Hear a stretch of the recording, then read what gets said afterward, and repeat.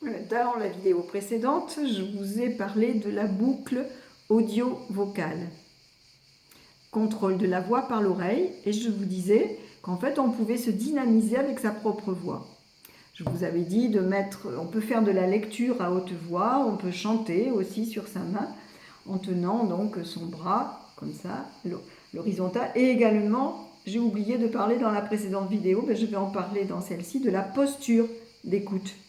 Il y a une posture pour écouter. Si je suis comme ça, relâchée, je n'écoute pas. Pour écouter, il faut se redresser. Donc le dos est droit. Le menton est en retrait, pas baissé ni levé.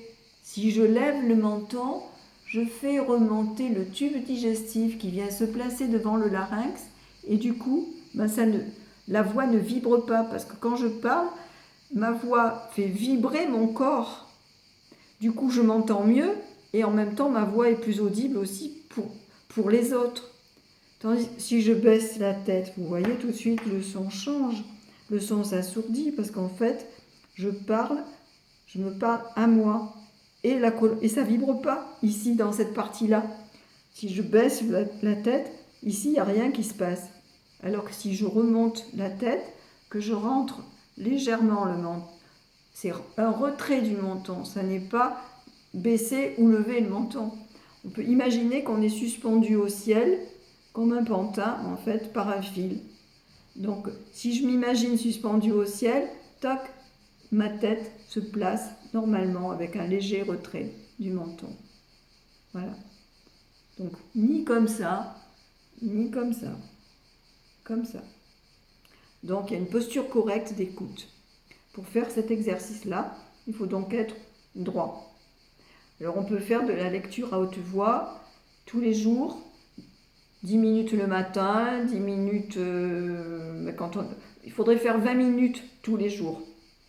On peut commencer sa journée comme ça, par 20 minutes de travail, donc de faire fonctionner la boucle audio-vocale et pour se dynamiser avec sa propre voix. On peut se servir aussi de cela pour apprendre un texte par cœur, pour relire ce que l'on a écrit. Moi, je m'en sers beaucoup lorsque je rédige mes articles, je les relis à haute voix et je me sers donc de ma propre voix, c'est-à-dire je suis vraiment focus sur ce que je fais et quand je relis, je suis vraiment concentrée sur ce que je relis.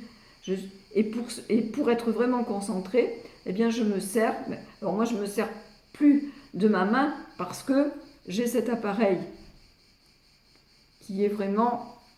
Alors cet appareil, vous voyez, il est muni de deux... Les écouteurs sont des écouteurs osseux. On ne met pas le casque sur les oreilles. On le met sur l'os pour travailler, donc sur la vibration osseuse du son. Il est muni ici d'une petite boîte et d'un micro. Un micro de très haute sensibilité. Ça, c'est vraiment une technologie de pointe. Vraiment, le son est extraordinaire. Il n'y a pas longtemps que je l'ai. Avant, j'étais obligée de faire comme ça ma lecture à haute voix et c'est fatigant au bout d'un moment de tenir son bras en l'air, le livre de l'autre main. Bon, à l'ordinateur, c'est plus simple quand même, mais avec le livre, c'était pas évident. Je fais travailler les enfants aussi comme ça pour apprendre leurs leçons, pour améliorer le contrôle de leur voix par l'oreille quand je leur dis des mots à répéter, par exemple des petites phrases à répéter, et je les laisse répéter, je leur dis pas non, c'est pas bien et tout, ils répètent, point, c'est tout, c'est eux qui vont se rendre compte, moi je redis, et eux ils vont se rendre compte si ce que j'ai dit est correct ou pas. Donc je me sers beaucoup du contrôle de la voix par l'oreille également pour travailler avec les enfants. Donc je reviens au casque. Vous voyez, je mets ma main pour bien m'entendre. Si j'enlève ma main, je m'entends moins bien. Donc le casque, ce sont donc des écouteurs, mais osseux, un micro, et ici c'est une petite boîte. Et dans cette boîte, ce sont des filtres.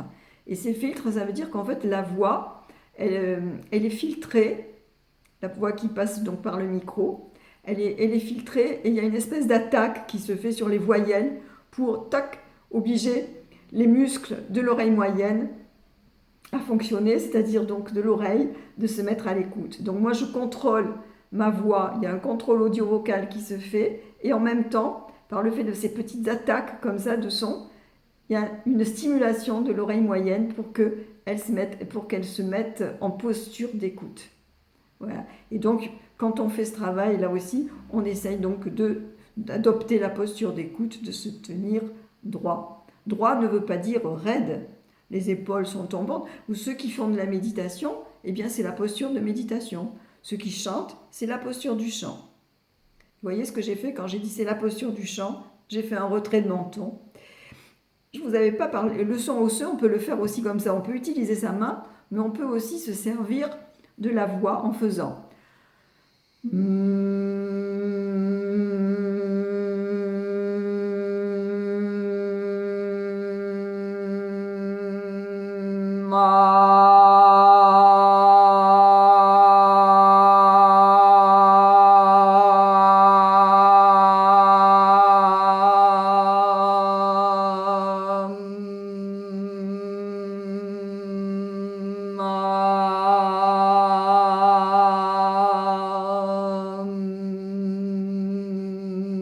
Vous voyez, je produis un son osseux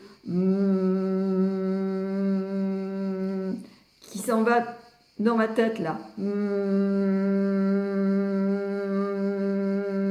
Je travaille cette boucle audio-vocale avec le son osseux que je fais bouche fermée. Et je peux aussi le faire bouche ouverte, mais quand j'ai commencé à faire j'ouvre la bouche et je ne fais pas ah, non, parce que là, vous voyez, tout serre ah.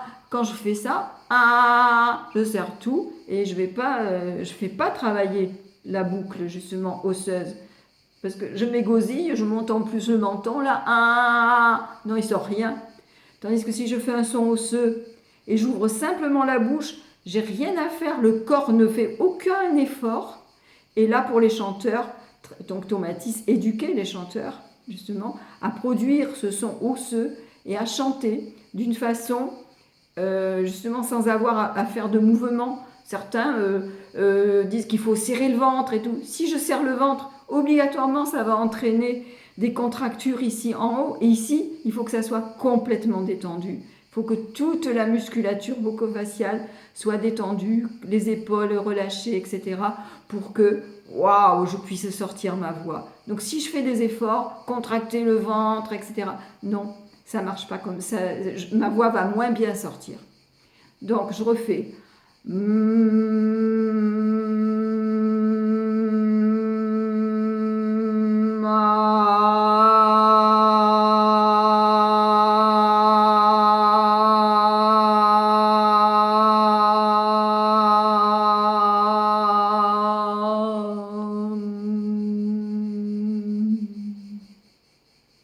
Voilà. Donc, quand je conduis, moi, et que je suis fatiguée, que j'ai tendance à m'endormir, je fais du son osseux et je produis avec ma voix et je m'énergétise avec ma propre voix. Donc, chez Tomatis Développement, par l'intermédiaire d'une autre société, pour bien différencier en fait la méthode Tomatis qui ne se réduit pas à ça, à ce casque. Donc les deux sociétés sont séparées, mais ce casque a été fabriqué à partir des travaux de Tomatis sur la boucle de contrôle audio-vocal du son par la voix. Donc je place le casque comme ceci, vous voyez, devant l'oreille, voilà, et ensuite je mets le micro là. Et voilà. Et je ne l'ai pas ouvert, mais je vais l'ouvrir. Donc il y a un petit bouton ici, j'appuie. Voilà, ça fonctionne. Je le place donc, hop, à la base du cou. Qu'est-ce que je fais? Oui, ce sont mes lunettes qui me gênent, excusez-moi. Donc, voilà. Voilà. Comme ça. Et je vais mettre mes lunettes après. Voilà. Et là, j'entends ma voix, super bien. Et donc, il ne faut pas mettre non plus trop près parce que du coup, voilà, il est tellement sensible le micro. Et à cause justement du filtre, ça fait des petites attaques sur les voyelles. Et il ne faut donc pas le mettre trop près. Voilà. Donc, il faut apprendre à s'en servir, bien sûr, régler. Et voilà. Donc là, c'est parti. Et je peux donc soit m'amuser à...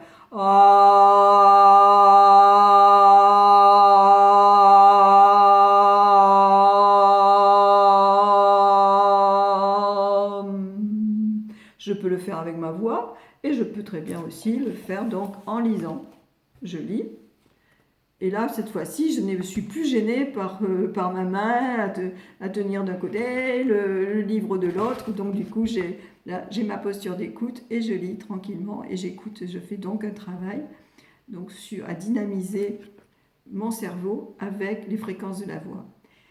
Voilà, imaginez que effectivement pour les enfants c'est super, pour les enfants qui ont besoin donc d'améliorer la parole, le fait de mieux s'entendre va leur permettre de mieux contrôler leur voix et petit à petit les difficultés de parole vont s'estomper et disparaître.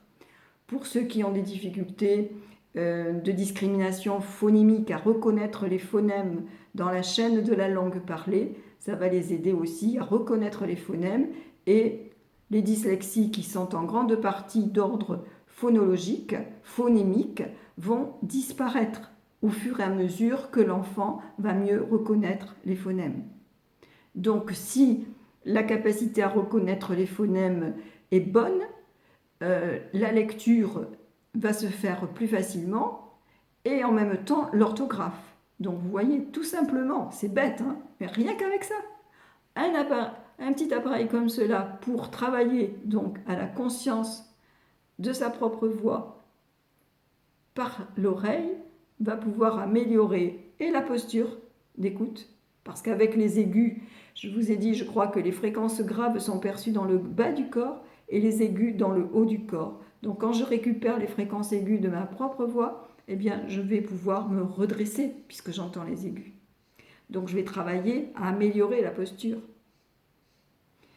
Voilà, donc je travaille sur la posture, sur l'amélioration de l'écoute, sur une meilleure audition, une meilleure discrimination des sons du langage, une élimination de la dyslexie, une amélioration de l'orthographe.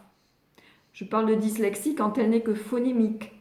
S'il y a une dyslexie avec en même temps des difficultés donc à créer du sens, à comprendre le sens, il peut très bien ne pas y avoir de dyslexie phonémique, mais y avoir simplement une dyslexie au niveau donc du sens qui n'est pas la